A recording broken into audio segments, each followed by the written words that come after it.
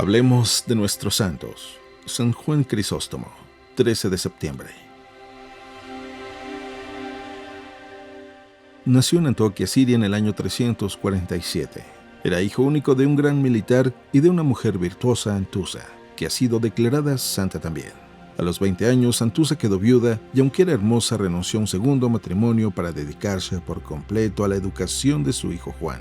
Desde sus primeros años, Juan demostró tener cualidades de orador. Su mamá lo puso a estudiar bajo la dirección de Libanio, el mejor orador de Antioquía, y pronto hizo tales progresos que, preguntando un día a Liviano acerca de quién desearía que fuera su sucesor en el arte de enseñar oratoria, respondió: «Me gustaría que fuera Juan, pero veo que a él le llama más la atención la vida religiosa que la oratoria en las plazas». Juan deseaba mucho irse de monje al desierto, pero su madre le rogaba que no la fuera a dejar sola.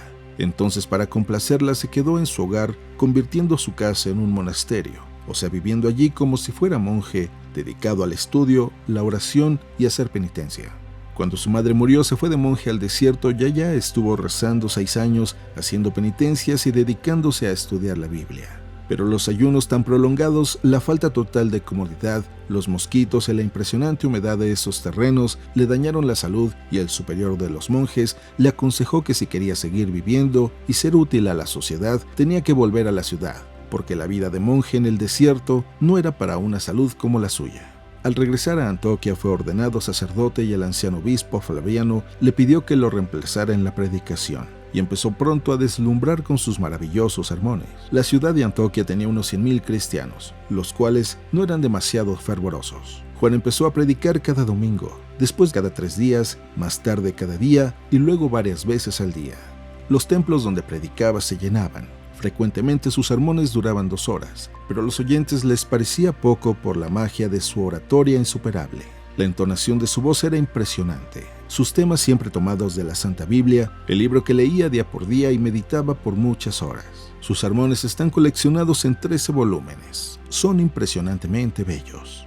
Era un verdadero pescador de almas. Empezaba tratando temas elevados y de pronto descendía rápidamente como un águila hacia las realidades de la vida diaria. El pueblo le escuchaba emocionado y de pronto estallaba en calurosos aplausos o en estrepitoso llanto, el cual se volvía colectivo e incontenible. Los frutos de conversión eran visibles.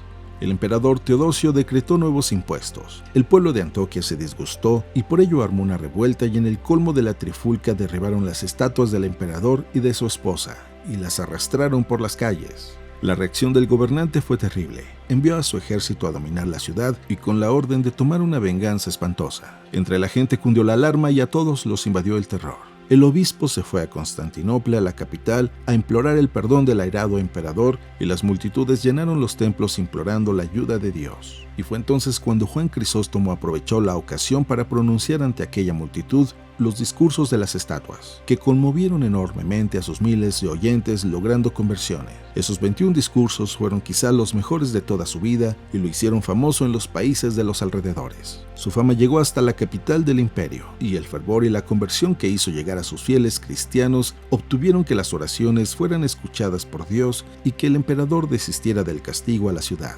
En el año 398, habiendo muerto el arzobispo de Constantinopla, le pareció al emperador que el mejor candidato para este puesto era Juan Crisóstomo. Pero el santo se sentía totalmente indigno y respondía que había muchos que eran más dignos que él para tan alto cargo. Sin embargo, el emperador Arcadio envió a uno de sus ministros con la orden terminante de llevar a Juan a Constantinopla, aunque fuera a la fuerza. Así que el oficial enviado invitó al santo a que lo acompañara a las afueras de la ciudad de Antioquía a visitar las tumbas de los mártires. Y entonces dio la orden a los oficiales del ejército que lo llevaran a Constantinopla con la mayor rapidez posible y en el mayor secreto, porque si en Antioquía sabían que les iban a quitar a su predicador, se iba a formar un tumulto inmenso.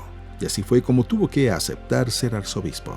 Apenas posesionado de su altísimo cargo, lo primero que hizo fue mandar quitar de su palacio todos los lujos. En aquellos tiempos había una ley de la iglesia que ordenaba que cuando una persona se sentía injustamente perseguida, podía refugiarse en el templo principal de la ciudad y que allí no podían ir las autoridades a apresarlo. Y sucedió que una pobre viuda se sintió injustamente perseguida por la emperatriz Eudoxia y por su primer ministro y se refugió en el templo del arzobispo. Las autoridades quisieron ir allí a apresarla, pero San Juan Crisóstomo se opuso y no lo permitió. Eso disgustó mucho a la emperatriz y unos meses más tarde Eudoxia peleó con su primer ministro ministro y se propuso echarlo a la cárcel. Él corrió a refugiarse en el templo del arzobispo y aunque la policía de la emperatriz quiso llevarlo preso, San Juan Crisóstomo no lo permitió. El ministro, que antes había querido llevarse prisionera a una pobre mujer y no pudo porque el arzobispo la defendía, ahora se vio él mismo defendido por el propio santo. Eudoxia ardía de rabia por todo esto y juraba vengarse, pero el gran predicador gritaba en sus sermones: ¿cómo puede pretender una persona que Dios le perdone sus maldades si ella no quiere perdonar a los que la han ofendido? Eudoxia se unió con un terrible enemigo que tenía Crisóstomo, y era Teófilo de Alejandría. Este reunió un grupo de los que odiaban al santo y entre todos le levantaron falsas acusaciones. El emperador, atizado por su esposa Eudoxia, decretó que Juan quedaba condenado al destierro. Al saber tal noticia, un inmenso gentío se reunió en la catedral y Juan Crisóstomo predicó uno de sus más hermosos sermones. Decía: ¿que me destierran? ¿A qué sitio me podrían enviar que no esté mi Dios allí cuidando de mí? ¿Que me quitan mis bienes? ¿Qué me pueden quitar si ya los he repartido todos? ¿Que me matarán? Así me vuelvo más semejante a mi Maestro Jesús y como Él daré mi vida por mis ovejas. Ocultamente fue enviado al destierro, pero sobrevino un terremoto en Constantinopla y llenos de terror los gobernantes le rogaron que volviera otra vez a la ciudad y un inmenso gentío salió a recibirlo en medio de grandes aclamaciones. Eudoxia, Teófilo y los demás enemigos no se dieron por vencidos. Inventaron nuevas acusaciones contra Juan y aunque el Papa de Roma y muchos obispos lo defendían, lo enviaron desterrado al Mar Negro. El anciano arzobispo fue tratado brutalmente por algunos de los militares que lo llevaban prisionero, los cuales le hacían caminar kilómetros y kilómetros cada día con un sol ardiente, lo cual lo debilitó muchísimo. El 13 de septiembre, después de caminar 10 kilómetros bajo el sol abrasador, se sintió muy agotado, se durmió y vio en sueños que San Basilisco, un famoso obispo muerto hace algunos años, se le aparecía y le decía: «Ánimo, Juan, mañana estaremos juntos». Se hizo aplicar los últimos sacramentos, se revistió de los ornamentos de arzobispo y al día siguiente, diciendo estas palabras: «Sea dada gloria a Dios por todo». Murió el 14 de septiembre del año 404.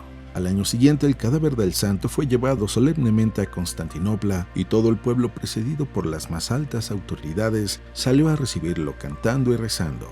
El Papa San Pío X nombró a San Juan Crisóstomo como patrono de todos los predicadores católicos del mundo. La Iglesia lo celebra el 13 de septiembre. Hablemos de nuestros santos. San Juan Crisóstomo.